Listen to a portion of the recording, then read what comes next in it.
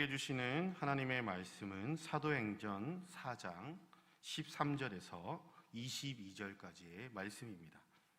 신약성경 사도행전 4장 13절에서 22절까지의 말씀입니다. 함께 서로 교독하시겠습니다. 제가 먼저 읽겠습니다. 그들이 베드로와 요한이 담대하게 말함을 보고 그들을 본래 학문 없는 범인으로 알았다가 이상히 여기며 또 전에 예수와 함께 있었던 줄도 알고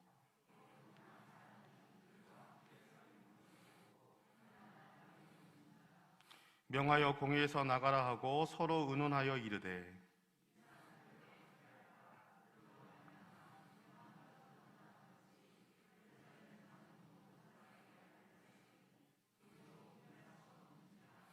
이것이 민간에 더 퍼지지 못하게 그들을 위협하여 이후에는 이름으로 아무에게도 말하지 말게 하자 하고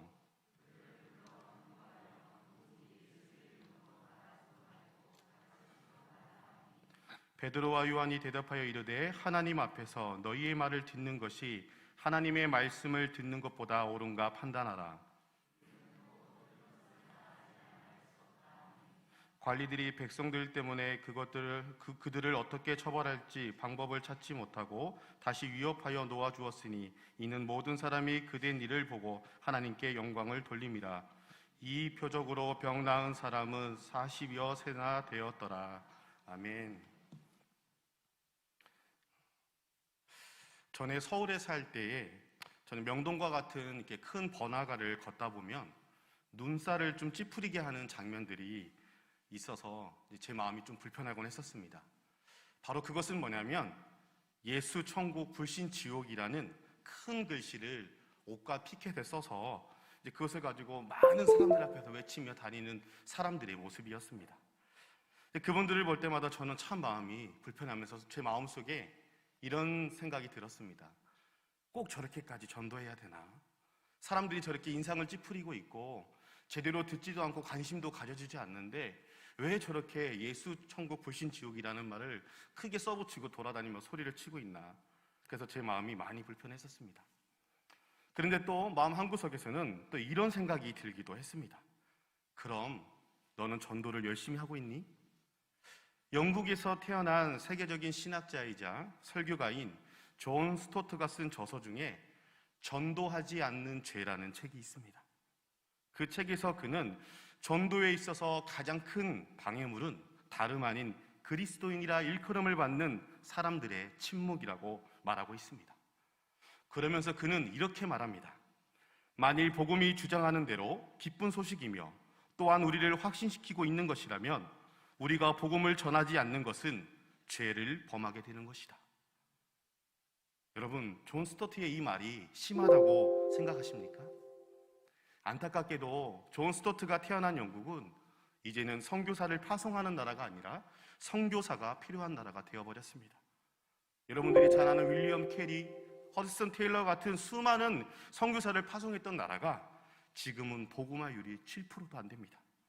왜 이렇게 되었을까요? 그것은 그리스도인들이 침묵했기 때문입니다. 하지만 초대교인들은 현대 그리스도인과 달리 복음 전하는 것을 최우선으로 삼았습니다. 복음을 전하다가 조롱과 핍박을 당해도 복음 전하는 것을 멈추지 않았습니다. 베드로와 요한이 복음을 전하자 종교 지도자들이 그들을 잡아 가두고 다시는 복음을 전하지 말라고 겁을 주었습니다. 그런데 그들은 담대히 복음을 전했습니다. 오늘 본문 18절과 19절 말씀을 보십시오. 그들을 불러 경고하여 도무지 예수의 이름으로 말하지도 말고 가르치지도 말라 하니 베드로와 요한이 대답하여 이르되 하나님 앞에서 너희의 말을 듣는 것이 하나님의 말씀을 듣는 것보다 옳은가 판단하라. 여러분, 대단하지 않습니까? 이쯤 상황이 되면 누구라도 복음 전하는 것이 쉽지 않았을 것입니다. 하지만 사도들은 담대히 복음을 전했습니다. 만약 그때 사도들이 종교 지도자들의 위협에 위축되어서 복음을 전하지 않았다면 오늘 우리는 여기에 있을 수 없을 것입니다. 그러기에 복음을 전하지 않는다면 사랑하는 우리의 가족은 물론이요 우리의 친지와 이웃들, 아니 복음을 들어 구원받을 수많은 사람들이 구원을 받지 못할 것입니다. 그렇다면 우리가 어떻게 담대히 복음을 전하는 삶을 살 수 있을까요? 그것은 복음에 대한 확신이 있어야 합니다. 그래야지 복음을 전할 수가 있습니다. 오늘 본문 13절 말씀은 이렇게 시작합니다. 그들이 베드로와 요한이 담대하게 말함을 보고 그들을 본래 학문 없는 범인으로 알았다가 이상히 여기며 또 전에 예수와 함께 있었던 줄도 알고. 베드로와 요한이 여러분 어떻게 복음을 전했다고 되어 있습니까? 담대하게라고 말하고 있습니다. 참 놀랍지 않습니까? 여러분들도 알다시피 베드로와 요한이 누구입니까? 어떤 사람들이죠? 겁이 많고 소심쟁이였고 예수님의 제자들이긴 했지만 하나님 나라에 관심이 없고 누가 더 큰 자가 될 것인가, 예수님이 왕이 되면 나는 어느 자리에 차지할 것인가를 찾던 사람들이 아닙니까? 그랬던 그들이 지금 당시에 종교 권력을 잡고 있는 종교 지도자들 앞에서, 사내들인 공회의원들이 있는 그 앞에서 어떻게 전했다고요? 담대하게 지금 복음을 전하고 있다고 얘기합니다. 또한 그들은 학문 없는 범인이라고 이야기하고 있습니다. 여러분, 그랬던 그들이 어떻게 생명을 걸고 복음을 전할 수 있는 사람들이 되을 수 있었을까요? 바로 그것은 복음에 대한 확신이 그들에게 있었기 때문에 가능한 것이라는 것이죠. 코로나로 인하여 힘들고 어렵습니다. 세상이 교회를 지탄하고 있고 비난하고 있습니다. 그럼에도 불구하고 복음은 전해져야 됩니다. 하나님의 살아계심과 하나님의 역사심은 오늘도 전해져야 됩니다. 왜요? 주님이 그렇게 우리를 부르셨기 때문에 그렇습니다. 사도행전 4장 12절 말씀에 이렇게 말씀하고 있습니다. 다른 이로서는 구원을 받을 수 없나니 천하 사람 중에 구원을 받을 만한 다른 이름을 우리에게 주신 일이 없음이라 하였더라. 여러분, 그들은 알았습니다. 다른 이로서는 구원을 받을 수 없다는 것을, 오직 예수 그리스도의 이름만이 사람들을 구원할 수 있다는 것을 확실히 알았습니다. 그래서 그들은 죽음의 위험 앞에서도 오직 예수 그리스도의 이름, 즉 우리 주 예수 그리스도를 믿으면 구원을 얻는다는 복음을 전하지 않을 수 없었던 것입니다. 한 발 더 나아가서 우리가 어떻게 담대히 복음을 전하는 삶을 살 수 있을까요? 어떻게 하면 그렇게 살 수 있을까요? 그것은 변화된 모습이 있어야 됩니다. 오늘 이곳에 모인 모든 성도님들 중에 오직 예수 그리스도만이 구원의 길이라는 것을 모르는 분들이 어디 있겠습니까? 그런데 왜 우리는 침묵하는 것일까요? 우리의 부모, 형제가 아직 예수님을 믿지 않는데, 우리들의 친구들, 사랑하는 사람들이 아직 예수를 믿지 않는데 왜 우리는 침묵하고 있는 것일까요? 질문을 한번 바꿔서 이야기해 볼까요? 우리와 달리 어떻게 베드로와 요한은 담대히 그렇게 복음을 전할 수 있었을까요? 그것은 변화된 모습이 있었기 때문입니다. 오늘 본문 13절과 14절 말씀을 보십시오. 그들이 베드로와 요한이 담대하게 말함을 보고 그들을 본래 학문 없는 범인으로 알았다가 이상히 여기며 또 전에 예수와 함께 있었던 줄도 알고 또 병 나은 사람이 그들과 함께 서 있는 것을 보고 비난할 말이 없는지라. 이 말씀은 담대히 복음을 전하는 베드로와 요한을 비난하고 싶은데 비난할 말이 없다라는 것입니다. 왜 그렇죠?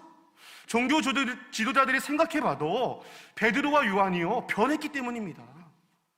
무식쟁이였고 소심하고 겁쟁이였던 그들이 변했기 때문에 더욱 그들을 비난할 수 없는 이유는 뭡니까? 바로 그 자리에 병이 나은 사람이 함께 서 있었다는 것입니다. 너무나도 분명한 변화, 예수 그리스도의 이름으로 일어난 분명한 변화를 부인할 길이 없었던 것입니다. 사랑하는 여러분, 담대한 복음 전도는 변화된 삶이 있을 때에 가능한 것입니다. 교회를 열심히 나오고 술, 담배를 끊는 정도의 변화를 말하는 것이 아닙니다. 베드로와 요한이 변화된 것처럼 완전한 변화, 그들을 비난하려고 비난거리를 찾아도 찾지 못하는 그 변화가 있어야지만 담대한 복음 전도를 할 수 있는 것이죠. 그리고 언제 어디서든 간에 예수 믿으라고 말할 수 있는 것이 아니겠습니까? 그런데 왜 우리는 변화된 삶을 살지 못하는 것일까요? 우리가 어떻게 담대히 복음을 전하는 삶을 살 수 있을까요? 그러려면 우리는 하나님의 지배를 받아야 합니다. 기독교에서의 변화는 우리가 일으키는 것이 아닙니다. 하나님이 일으키시는 것입니다. 기독교와 다른 종교의 결정적인 차이가 바로 여기에 있는 것입니다. 타 종교가 인간의 노력으로 자신을 선하게 만들려고 노력하는 길이라면, 기독교는 하나님의 역사로 변화된 인간들이 하나님의 뜻대로 살아가는 길입니다. 다시 말씀드리지만 여러분, 기독교는 종교가 아닙니다. 인간의 노력으로 하나님을 찾는 것이 아니라 하나님이 나에게 찾아오셔서 우리를 변화시키는 것입니다. 성경에서는 참된 믿음을 가진 사람들은 모두 전적으로 하나님의 역사로 말미암아 변화되었습니다. 오늘 본문에 소개된 사람들도 마찬가지 아니겠습니까? 베드로와 요한, 사도들이 어떻게 변화되었습니까? 성경 공부를 열심히 했기 때문일까요? 11조를 많이 내서입니까? 열심히 공부하고 봉사했기 때문에 그럴까요? 아니라는 것입니다. 하나님이 그들을 변화시켰기 때문에 가능한 것이라는 것이죠. 오히려 11조를 하고 금식하며 종교 생활을 열심히 해오던 종교 지도자들은 여전히 변화되지 않았습니다. 왜 그렇습니까? 왜 그들은 변화되지 않을까요? 그것은 하나님의 지배를 거절했기 때문입니다. 오늘 본문에서 우리는 놀랍게 변화된 제자들의 모습을 보고 있습니다. 그러나 여기서 우리가 놓치지 말아야 할 것이 있습니다. 그것은 본문이 오순절 마가다락방에 성령님께서 임하신 이후에 일어났다는 것이죠. 무슨 말입니까? 오순절 마가다락방에 성령 하나님의 역사가 있었기 때문에 베드로와 요한을 비롯한 사도들이 변했다는 것입니다. 이에 대해 마틴 로이드 존스는 이렇게 말합니다. 여러분이 기독교를 통제하고 다스리는 것이 아니라 기독교가 여러분을 통제하고 여러분의 삶 전체를 다스리는 것입니다. 여러분, 이 말에 동의하십니까? 내가 기독교를 다스리는 것이 아니라 기독교가 나의 삶의 전체를 다스린다고 하는 것이죠. 그렇습니다. 우리가 기독교인이 된다는 것은 우리가 기독교인이 되기로 결심함으로 시작되는 것이 아니라 성령 하나님이 우리를 찾아오셔서 우리를 기독교인으로 만드신다는 것이죠. 하나님의 성령의 역사가 아니면 우리는 거듭날 수가 없습니다. 그런데도 많은 사람들은 성령 하나님을 구하지 않습니다. 성령 하나님의 지배를 구하지 않습니다. 그래서 종교 지도자들처럼 교회를 다닌 지는 오래되었는데 오늘 본문에 나타난 베드로와 요한과의 변화를 경험하고 있지 못하는 것이죠. 이에 대해 또 마이튼 노이드 존스는 오늘날의 교인들에 대하여 이렇게 말합니다. 기독교를 검토해보고 설교와 토론을 들어본 후에야 최종적으로 기독교를 취하기로 결심함으로써 그리스도인이 된다고 생각하는 사람들이 많이 있습니다. 그런 사람들은 십중팔구 자신의 삶 대부분의 영역과 일상생활에서 기독교를 잊고 지내기 마련입니다. 그러다가 일요일이 되면 종교적인 관심에 집중해야 할 날이 왔다고 생각합니다. 여러분, 기억하십시오. 기독교는요, 일요일에 하나님을 생각하고 나머지 6일은 내 마음대로 사는 종교가 아닙니다. 일요일에 예배드리고 사람들과 교제하다가 돌아가서 나머지 요일은 하나님과 아무런 상관없이 지내는 것이 아니라는 것이죠. 참된 그리스도인이 되었다는 것, 그것은 하나님의 지배를 받기에 하나님의 뜻대로 복음을 전하며 사는 것입니다. 막강한 권력을 가진 종교 지도자들이 베드로와 요한에게 경고하며 절대로 복음을 전하지 말라고 협박할 때에도 이렇게 대답하는 것입니다. 오늘 19절 말씀을 보십시오. 베드로와 요한이 대답하여 이르되 하나님 앞에서 너희의 말을 듣는 것이 하나님의 말씀을 듣는 것보다 옳은가 판단하라. 그렇습니다. 베드로와 요한이 담대하게 복음을 전할 수 있었던 것은 그것은 하나님의 지배를 받으며 살아가는 참된 그리스도인이 되었기 때문입니다. 오직 성령이 너희에게 임하시면 너희가 권능을 받고 예루살렘과 온 유대와 사마리아 땅끝까지 이르러 내 복음을 전하라고 내 증인이 되라고 말씀하신 그 말씀을 듣고도 복음을 전하지 않는 사람들이 어찌 하나님의 지배를 받는 참된 그리스도인들이라고 할 수 있겠습니까? 서울 양화진에 가면 우리에게 복음을 전하기 위해 순교한 선교사들의 묘지가 있습니다. 저는 각곳 그곳을 방문할 때면 오늘 우리에게 복음이 그냥 전해진 것이 아니라는 것을 느낄 수가 있습니다. 오늘 그 중에 24세의 젊은 나이로 조선에 와서 불과 8개월 만에 순교한 루비 캔드릭이라는 여선교사의 이야기를 하려고 합니다. 루비 캔드릭은 미국 텍사스 남감리교회의 독실한 가정에서 태어났습니다.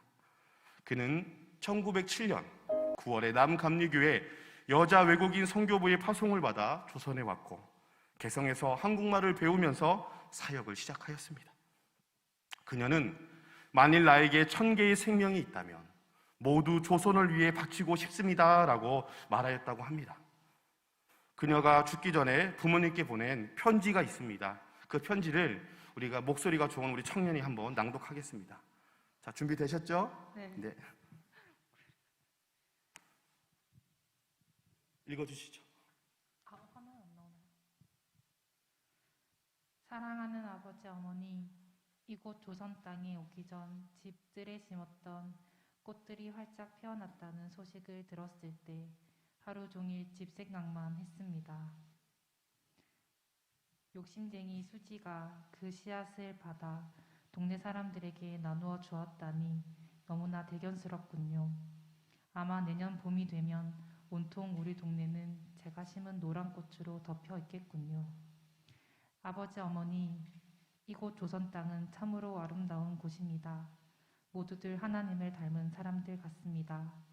선한 마음과 복음에 대한 열정으로 보아 아마 몇십 년이 지나면 이곳은 예수님의 사랑이 넘치는 곳이 될 것 같습니다.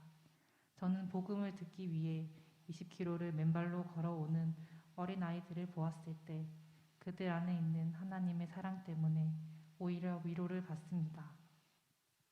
그러나 한편에서는 탄압이 점점 심해지고 있습니다. 그저께는 예수님을 영접한 지 일주일도 안 되는 교민 서너 명이 끌려가 순교했고 토마스 선교사와 제임스 선교사도 순교했습니다. 오늘 밤은 유난히도 고향으로 돌아가고 싶습니다.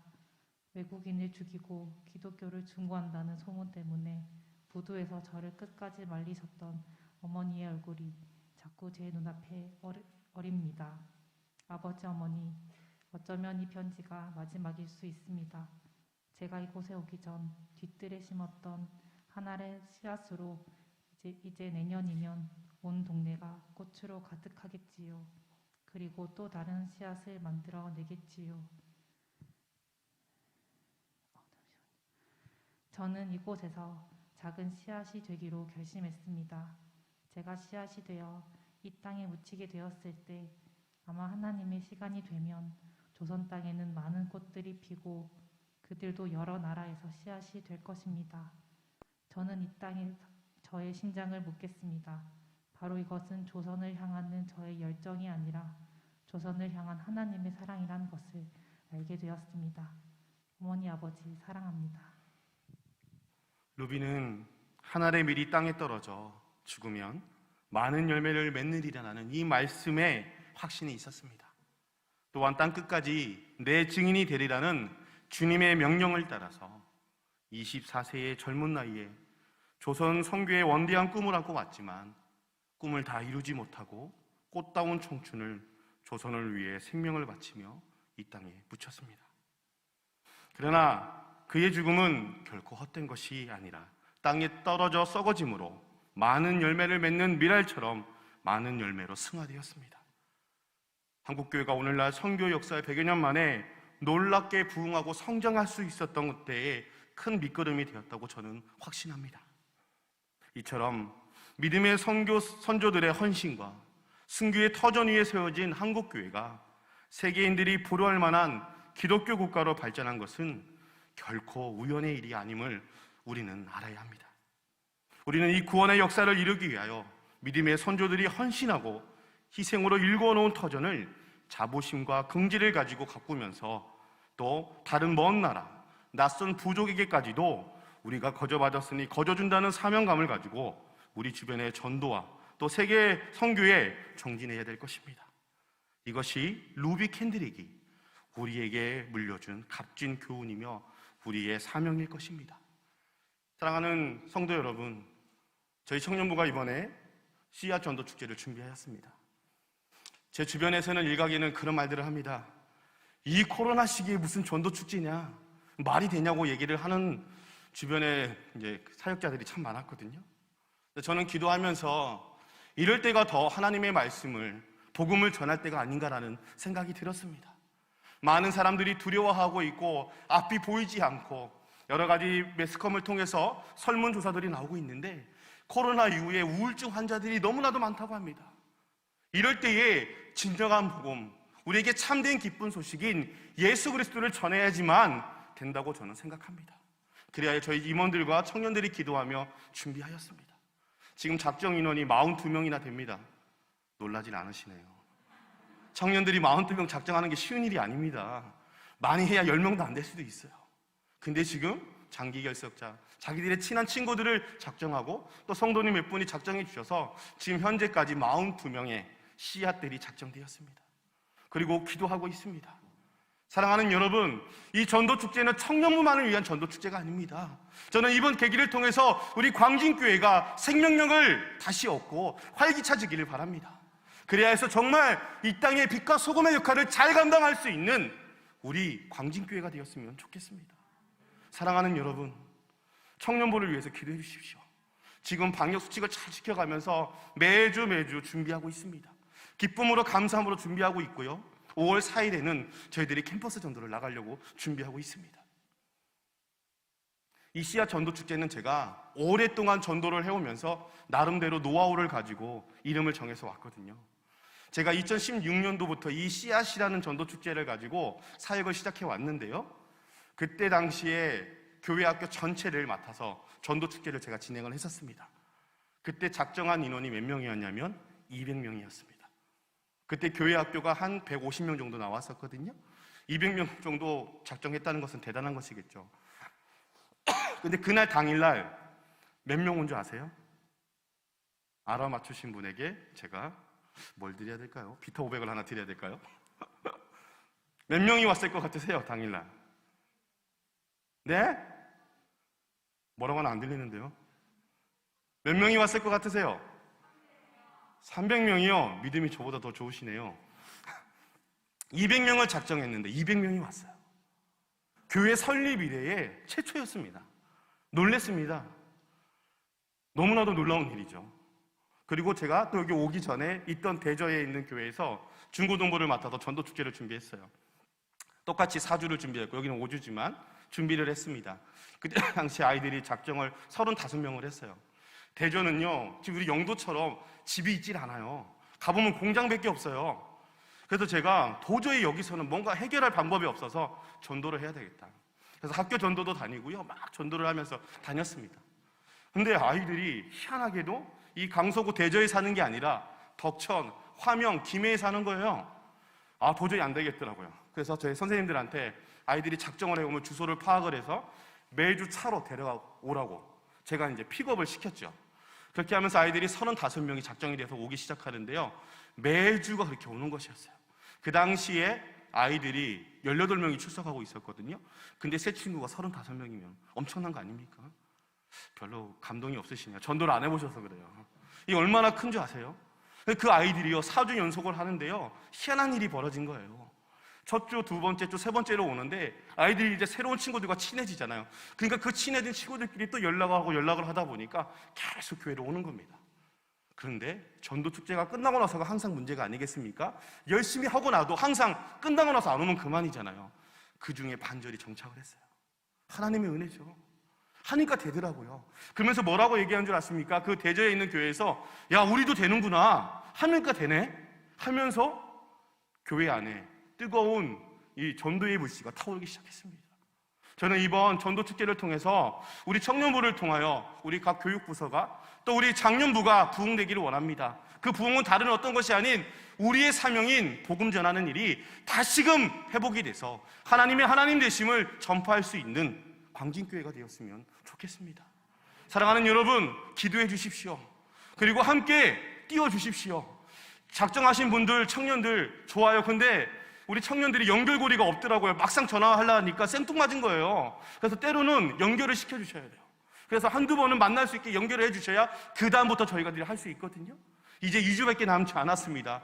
저희들이 총 6번에 거친 전도축제를 준비하고 있는데, 여러분들 정말 이번 계기를 통해서 저희 청년부뿐만이 아닌 우리 교회에 생명력이 넘치는 활기찬 놀라운 역사가 일어날 수 있도록 작정도 해주시고 기도도 해주시고, 아직 후원금이 조금 부족하거든요. 후원금도 조금 더 해주시면 감사하겠습니다. 그럼 저희들이 열심히, 정말 열심히 뛰겠습니다. 지금 매주 기대와 설레이는 마음으로 준비하고 있거든요. 바로 이것이 우리에게 주어진 사명이기 때문에 전도는 내가 살려고 하는 겁니다. 나에게 구원의 확신이 있고 내가 살아있음을 증명하며 나타내 보일 수 있는 것이 전도이기 때문에 이번 전도 축제를 통해서 우리 청년부가 다시금 회복되기를 위하여서 기도하고 있습니다. 함께 기도해 주실 것이죠? 예, 믿습니다. 우리 다 같이 찬양 한번 하겠습니다.